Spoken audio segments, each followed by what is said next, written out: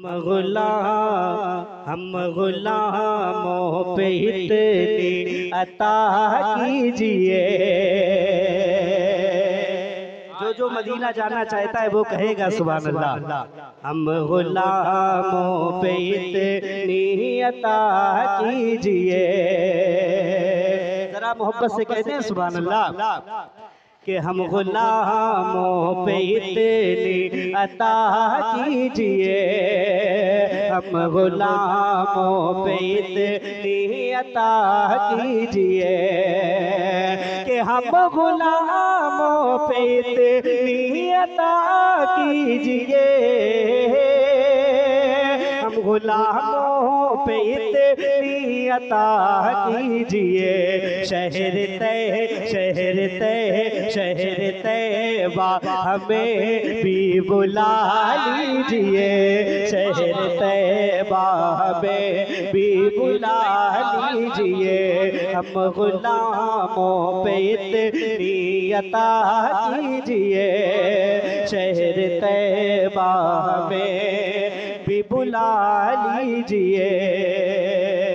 और ये भी शेर मुलाहिजा फरमाए देखें कि ये ज़माना मुझे फिर गिराने चला। से कहें सुभान अल्लाह। ये ज़माना मुझे फिर गिराने चला। ये ज़माना मुझे फिर गिराने चला। ये ज़माना मुझे फिर गिराने चला। कि ये ज़माना मुझे फिर गिराने चला। अरे ये ज़माना मुझे फिर गिराने चला। मुझको गिरने से पहले उठा लीजिए। मुझको बहुत अच्छा शेर है। उठा लीजिए। मुझको गिरने से पहले उठा लीजिए। शहर तैबा हमें भी बुला लीजिए। अब शेर अच्छा अब सुनेंगे आप, जरा कहते हैं सुभान अल्लाह। अच्छा कुछ लोग ऐसे हैं जो गौस की 11वीं भी खाते हैं। फैजान भाई देखिएगा, और ये मजावन में ज्यादा मामला है।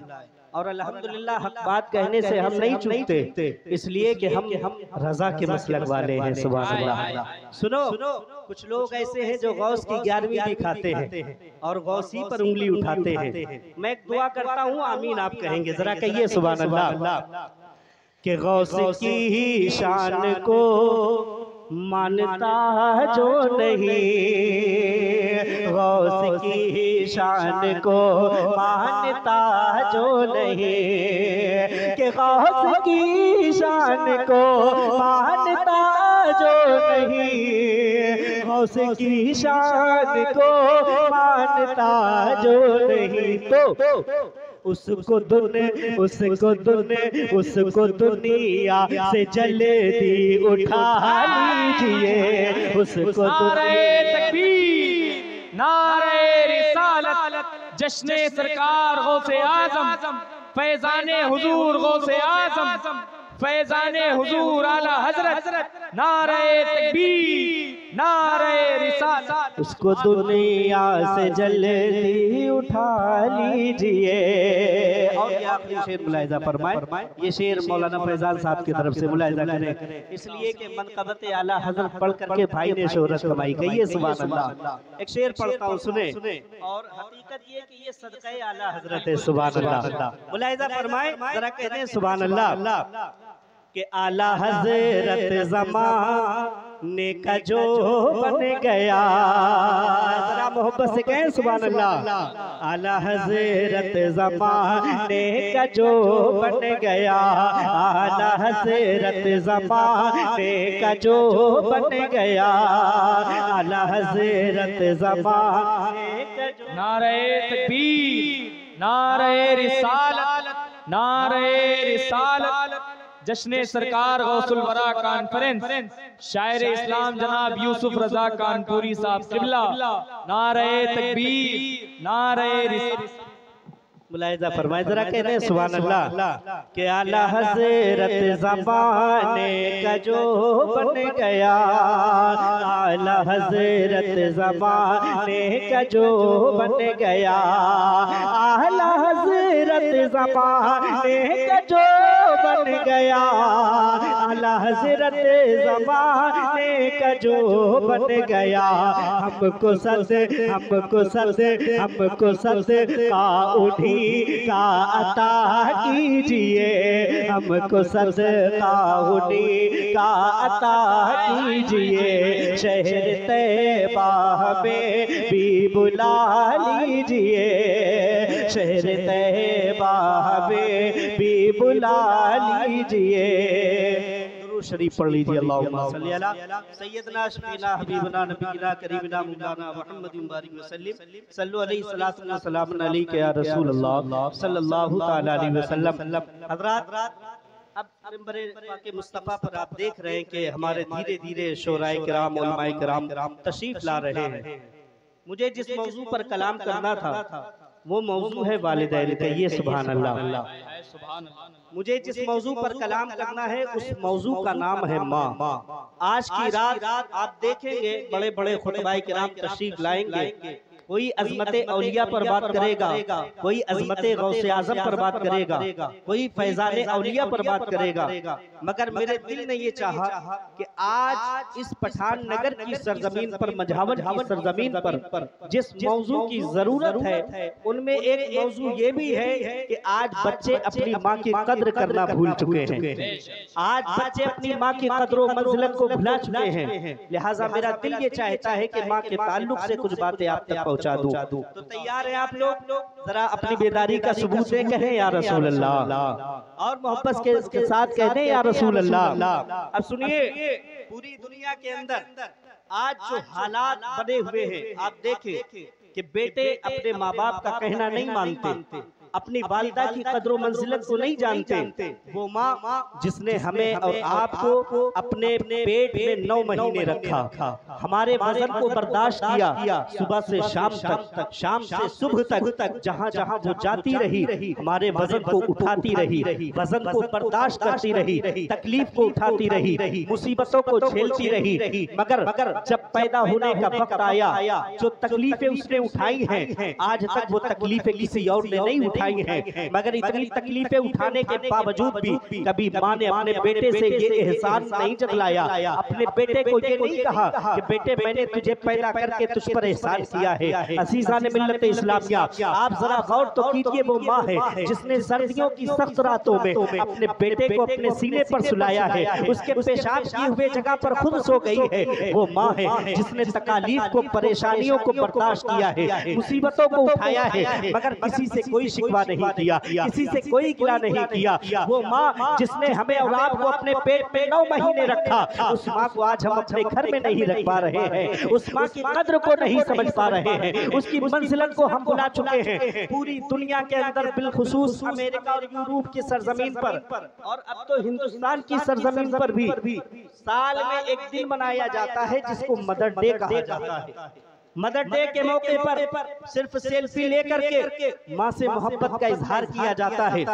हकीकत में ये माँ से मोहब्बत का दावा झूठा है, इसलिए कि सब के सब झूठे हैं। ना अमेरिका ने माँ को इज्जत दी है, ना यूरोप ने माँ को इज्जत दी है। अगर इज्जत दी है तो मेरे आका मोहम्मद रसूलुल्लाह ने इज्जत दी है। खुदा की कसम, जब मुस्तफा की आमद ना हुई थी तो आप अरब की सरजमीन का मुशाहिदा करें, पूरी दुनिया के अंदर लफ्ज़ औरत एक गाली बन चुका था। औरतों को न जाने क्या क्या तसव्वुर किया जाता था, कोई औरत की इज्जत न थी, कोई औरत की कद्र मंजिलत न थी। ये मेरे आका की आमद का सदका है कि आज औरत को जो इज्जतें मिल रही हैं। दुनिया के अंदर 4200 मज़ाहिब हैं, 4200 अलग अलग धर्म के मानने वाले हैं, मगर दावे के साथ कहता हूँ खुदा की कसम, किसी ने इज्जतें नहीं दी है। अगर माँ को इज्जतें किसी ने दी है तो वो मेरे इस्लाम ने अता की। सुभान अल्लाह, सुभान अल्लाह, नारे तकबीर। मज़हब इस्लाम है। पूरी दुनिया के अंदर किसी ने इज्जत नहीं दी मगर इस्लाम ने कैसी इज्जत दी। मेरा रब का कुरान कहता है ववस्सैनल इंसान बिवालिदैहि इहसाना हमलतहु उम्मुहु कुरहन ववदअतहु कुरहा। रब का कलाम पाक कहता है कि हमने इंसान को माँ के साथ भलाई करने का हुक्म दिया, इसलिए कि उसकी माँ ने तकलीफ में उसको पेट में रखा है और उसके बाद तकलीफ में उसे जना है। हमें जिसकी तकलीफ की शहादत, जिसके तकलीफ की गवाही परवरदिगारे आलम दे रहा है, सोचो वो किस कदर बुलंद वाला है, सोचो उसके मर्तबे क्या क्या है। मगर मैं आपको बताता हूँ, आज लोग माँ को गालियाँ देते हैं, आज माँ को कुछ समझा नहीं जाता है। मगर सोचो प्यारे मुस्तफा की बारगाह है, एक सहाबी पहुँच गए, अर्ज करने लगे या रसूल अल्लाह, मेरे सबसे अच्छे सलूक का हकदार कौन है। मुस्तफा की बारगाह है, आका की बारगाह में एक सहाबी पहुंचे, या रसूल अल्लाह मन अहक्कु बिहुस्नि सहाबती, आका मेरे हुस्न सलूक का हकदार सबसे ज्यादा कौन है। मुस्तफा फरमाते हैं तुम्हारे अच्छे सलूक का, तुम्हारे अच्छे बिहेवियर का सबसे ज्यादा हकदार तुम्हारी माँ है। कहिए सुभान अल्लाह। एक बार पूछा तो जवाब एक बार दिया। मुस्तफा से दोबारा वही सवाल किया, या रसूल अल्लाह मेरे अच्छे सलूक का हकदार कौन है। तो मुस्तफा फरमाते हैं तुम्हारे अच्छे सलूक की हकदार सबसे ज्यादा तुम्हारी माँ है। तीसरी मर्तबा फिर वही सवाल, मेरे आका ने फिर वही जवाब दिया। मगर चौथी मर्तबा जब सहाबी ने कहा या रसूल अल्लाह मेरे अच्छे सलूक का सबसे ज्यादा हकदार कौन है, तो आका फरमाते हैं तुम्हारे अच्छे सलूक का हकदार तुम्हारा बाप भी है, इसलिए कि वो बाप है जिसने तुम्हें पालने के लिए, तुम्हारी परवरिश करने के लिए गैरों के दरवाजे खटखटाए हैं, गैरों की गुलामियां की है। वो बाप है जिसने कभी धूप को नहीं देखा, जिसने कभी बरसात को नहीं देखा, जिसने कभी सर्दियों की सख्त रातों को नहीं देखा, बल्कि तेरे लिए कमाने के लिए परदेश में पड़ा रहा, तुझको पाने के लिए, तुझको अच्छी तालीम दिलाने के लिए अपने घर को छोड़कर बाहर चला जाता है। अज़ीज़ान मिल्लत इस्लामिया याद रखो, जहाँ वालिदा की इज्जतें हैं वहाँ बाप का भी बड़ा मर्तबा है। मगर दुनिया याद रखेगी कि बाप का मर्तबा एक तरफ है, माँ की इज्जतें एक तरफ है। इसलिए कि जो अल्लाह तबारक तआला ने माँ को अज़मत अता की है वो किसी और को नहीं अता की। सुभान अल्लाह, सुभान अल्लाह। बहुत बड़ा है माँ का मर्तबा, बहुत बड़ा है। अब आप समझिए माँ का मर्तबा क्या है, जरा कहिए सुभान अल्लाह। माँ का मर्तबा समझना है, यही नबी की बारगाह है। मुस्तफा की बारगाह में चलो, आका से पूछे कितना बड़ा मर्तबा है माँ का। अल्लाह अकबर। फतावा आलमगीरी में है कि एक शख्स ने मन्नत मानी। अच्छा, मन्नत कैसी मानी? उसने मन्नत मानी कि अगर मेरा फला काम हो जाएगा तो मैं जन्नत की चौखट को बोसा दूंगा। कहिए सुभान अल्लाह। कहा अगर मेरा काम हो जाएगा तो मैं जन्नत की चौखट को बोसा दूंगा। एक शख्स ने ये मन्नत मानी। आज हम और आप मन्नत मानते हैं, मगर क्या मामला है, कोई मन्नत मानता है कि मैं अपने बेटे के बाल 5 साल नहीं, हकीकत है हकीकत। कोई कहता है मैं अपने बेटे के 5 साल बाल नहीं कटाऊंगा। पूछा कहाँ कटाओगे? कहा मदरसा में जाके कटाऊंगा। किसी ने कहा देवे की सरजमीन पर कटाऊंगा। आज मन्नतें हम और आप भी मानते हैं। किसी ने कहा मैं पैदल अजमेर चला जाऊंगा। किसी ने कहा अब के उर्स के मौके पर 11,000 की चादर अजमेर में चढ़ाऊंगा। दिल पर हाथ रख करके फैसला करो, क्या अल्लाह के वली को तुम्हारे ये 11,000 के चादर की जरूरत है? खुदा की कसम तुम्हारे 11,000 की जरूरत अल्लाह वालों को नहीं है। तुम्हारा पैदल जाने से अल्लाह वालों को कोई फायदा नहीं है। तुम्हारा वहाँ 5 साल बाल न कटाना अल्लाह वालों को कोई फायदा नहीं है। याद रखो, अगर तुम चाहते हो तो मन्नतें ये ना माना करो, बल्कि मन्नतें ये मानो अगर मेरा काम हो जाएगा तो मैं गरीब की बेटी की शादी करा दूंगा, मैं गरीब के घर पे चूल्हा जला दूंगा। खुदा की कसम जब तुम्हारी मन्नतें ऐसी होगी तो अल्लाह भी राजी हो जाएगा, अल्लाह वाला भी राजी हो जाएगा। सुभान अल्लाह, सुभान अल्लाह, जिंदाबाद। आप मन्नतें ये मानेंगे ऐसी मन्नतें हो जिसमें अल्लाह भी खुश हो जाए, अल्लाह वाला भी खुश हो जाए, तुम्हारा पैदल जाना काम ना आएगा।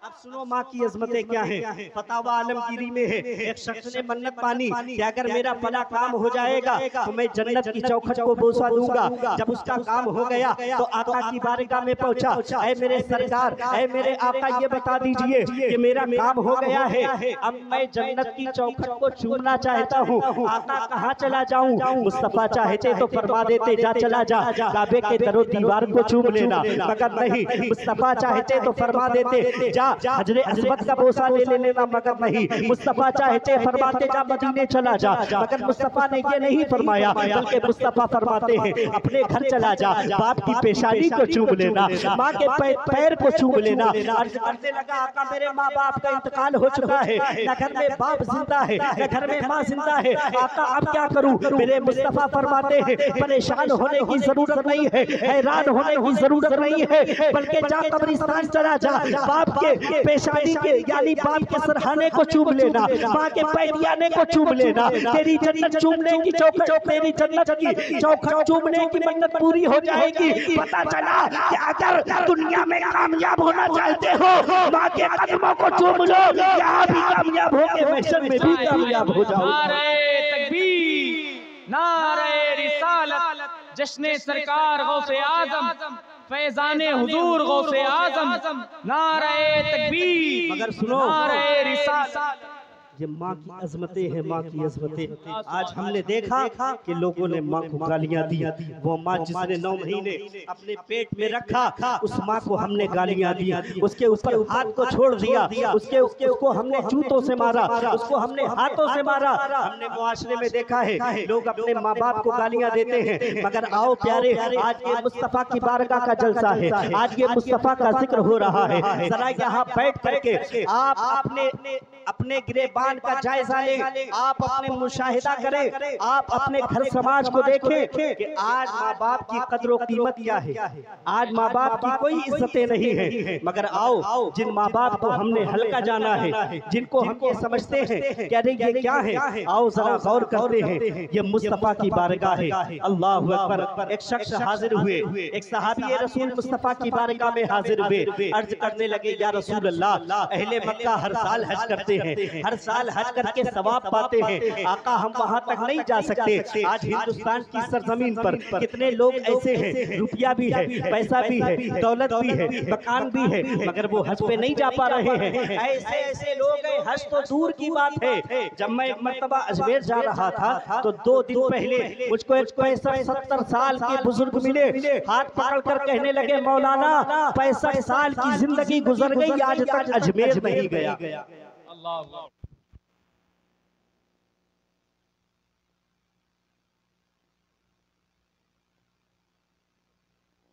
दुरूद शरीफ पढ़े अल्लाह रब्बु मोहम्मद सल्लल्लाहु अलैहि वसल्लम, नहनु इबादु मोहम्मद सल्लल्लाहु अलैहि वसल्लम। या हल्का सा एको कम कर दो भाईजान, हल्का एको कम करो। सुनिए, बात चल रही थी माँ की अजमत की। सुने, मुस्तफ़ा की बारगाह में एक सहाबी रसूल पहुंच गए, या रसूल अल्लाह, अहले मक्का हर साल हज करते हैं, सवाब पाते हैं, आका हम गुर्बतो अफलास की जिंदगी जी रहे हैं, हर साल मक्का नहीं जा सकते, आका कोई ऐसा अमल बता दे कि हमको भी हज करने का सवाब मिल जाए। कहिए सुभान अल्लाह। अब दिल लगा के सुनिएगा, कहा आका कोई ऐसा फेल बता दे, कोई ऐसा अमल बता दे कि उसको करके हमें भी सवाब मिल जाए। आका ने फरमाया तुम्हारे घर पे तुम्हारे वालिदैन जिंदा हैं। अर्ज की आका वालिदैन जिंदा हैं। फरमाया जा अपने घर चला जा, अपने वालिदैन के, अपने माँ बाप के चेहरे को मोहब्बत से देख लेना, अल्लाह तुझे हज मकबूल का सवाब अता कर देगा। अब यहीं पर ठहर जाइए, मैं आपको बताता हूँ हज मकबूल क्या होता है। एक हाजी साहब जिन्होंने हज किया हो उनसे पूछिए, हाजी साहब आप जब हज पे जा रहे थे तो आपने 1-2 साल पहले फॉर्म भरा होगा, फॉर्म भरने के बाद में आपने 2-4 लाख रुपए खर्च किया होगा, इसके बाद यहाँ से सऊदीया पहुंचे होंगे, जब मक्का शरीफ पहुंचे होंगे दीवानों की भीड़ होगी, चारों तरफ भीड़ ही भीड़ होगी, धूप की शिद्दत होगी, प्यास का गलबा होगा, उसके बाद काबे के तवाफ को भी किया होगा, जुमरात में कंकड़ियां भी मारी होंगी, उसके बाद हजरे अस्वद का बोसा भी लिया होगा, मकामे इब्राहिम पे नमाज भी पढ़ी होगी, मुज़दलिफा में क़याम भी किया होगा, मिना में कुर्बानी भी की होगी, सफा मरवा पर दौड़ भी लगाई होगी। इसके बाद यहाँ से हज के अरकान को पूरा करने के बाद में मदीने शरीफ पहुंचे होंगे। हाजी साहब से पूछिए मदीने की जियारत की होगी, कहेंगे हाँ मौलाना, हमने मदीने के ज़र्रात को देखा है, हमने मदीने के दरो दीवार को देखा है, गुंबद खसरा को देखा है, वहाँ पर जितने भी मकामात हैं उन मकामात की जियारत की है। मैं हाजी साहब से पूछूंगा उसके बाद क्या हुआ, कहेंगे मैं वहाँ से हिंदुस्तान चला आया। मैं हाजी साहब का दामन पकड़ करके कहूंगा मुझे ये बताइए कि आपने काबे का तवाफ भी किया है, सफा मरवा पे दौड़ भी लगाई है, सारे के सारे अरकान को पूरा किया है, काबे का तवाफ भी किया है, काबे के खिलाफ को भी छूमा है, काबे से यहाँ से निकल करके मदीने शरीफ में जियारत भी की है, मगर मुझे ये बताइए हाजी साहब क्या आपका हज कबूल हो गया? कहेंगे मौलाना कैसी बात कर रहे हो, अरे हम कहाँ से सनद लाए, हमारा हज कबूल हुआ या नहीं हम ये नहीं जानते, इसलिए कि हम तो हज करके आए हैं, हम तो जियारत करके आए हैं। अब जिंदगी भर अल्लाह से रो रो करके दुआ करेंगे मौला मेरे हज को कबूल कर लेना, मेरे हज को कबूल कर लेना, मेरा आना कबूल कर लेना, मेरा जाना कबूल कर लेना। मैंने हाजी साहब से कहा सुनो हाजी साहब तुमने हज किया है मगर सनद नहीं है, मगर खुदा की कसम मुस्तफा ने फरमाया वालिदैन को देख लोगे अल्लाह तुम्हें हज मकबूल का सवाब अता कर देगा। नारे तकबीर, नारे रिसालत, फैजाने हुजूर गौसे आजम, अजमते वालिदैन, अजमते वालिदैन, नारे तकबीर, नारे रिसालत। ये हज मकबूल का सवाब है जो हाजी नहीं जानता उसे मिला नहीं मिला, मगर जो माँ बाप को देख लेता है अल्लाह के नबी फरमाते हैं उसे हज मकबूल का सवाब मिल जाता है। मगर यहीं पर नहीं, मुस्तफ़ा की बारगाह में सहाबी अर्ज करते हैं या रसूल अल्लाह अगर कोई शख्स दिन में 100 मरतबा अपने माँ बाप के चेहरे को देखे तो आका क्या उसे 100 मरतबा हज मकबूल का सवाब मिलेगा? मुस्तफ़ा फरमाते हाँ प्यारे ऐ मेरे सहाबी अगर कोई 100 मरतबा अपने माँ बाप के चेहरे को देखेगा मोहब्बत से तो अल्लाह उसे 100 हज मकबूल का सवाब अता करेगा। जब हमने अल्लाह के नबी का नवाजना देखा, अल्लाह के नबी का दरियाए रहमत देखा तो मेरा दिल बरेली की जुबान में नजदियों को मुखातब करके कहता है ओ नजदियों कौन देता है देने को मुंह चाहिए, देने वाला है सच्चा हमारा, कौन देता है देने को मुंह चाहिए, देने वाला है सच्चा हमारा नबी। लिहाजा ऐ मेरे उम्मते मुस्लिमा के नौजवानों याद रखो जहां तुम हर साल जलसे में आते हो, जलसे में बैठते हो, जलसे में तकारीर समाअत करते हो, यहाँ से जाने के बाद में खुदा की कसम जब तुम अपने घर जाना तो अपने वालिदैन को राजी कर लेना,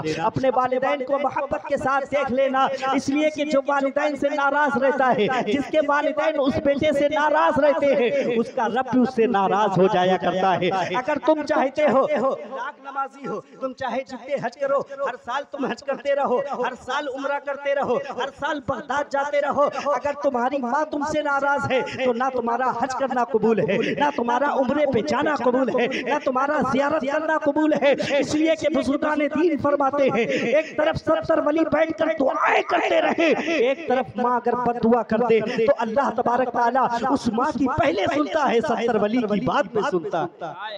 लिहाजा अपने माँ बाप को राजी करो, अगर माँ बाप राजी हैं तो याद रखो तुम्हारा बेड़ा पार है, अगर माँ बाप राजी नहीं है तो तुम लाख सजदे करते रहो, लाख सर पटकते रहो, तुम्हारा एक भी सजदा कबूल नहीं है। इसलिए कि ये माँ है माँ, अल्लाह अकबर। अल्लाह के नबी फरमाते हैं कि 3 लोगों की दुआएं मुस्तजाब दावत हुआ करती हैं। पूछा या रसूल अल्लाह वो कौन से लोग हैं? फरमाया दावतुल मुसाफिरी, मुसाफिर की दुआ अल्लाह ताला कबूल करता है, दावतुल मजलूमी, मजलूम की दुआ अल्लाह कबूल करता है, और फरमाया वालिदैन की दुआओं को अल्लाह उसके औलाद के हक में जरूर कबूल करता है। लिहाजा प्यारे याद रखो आज हम दर दर की ठोकरें खाते हैं, आज हम किसी पीर का हाथ चूमने के लिए दौड़ जाते हैं, आज हम किसी दरगाह पर दौड़ करके जाते हैं, जाया करो पीर के हाथ चूमा करो, अगर प्यारों याद रखो अगर माँ नाराज है, अगर बाप नाराज है तो तुम्हारा पीर का हाथ चूमना कबूल नहीं है, तुम्हारा पीर की खिदमत करना कबूल नहीं है।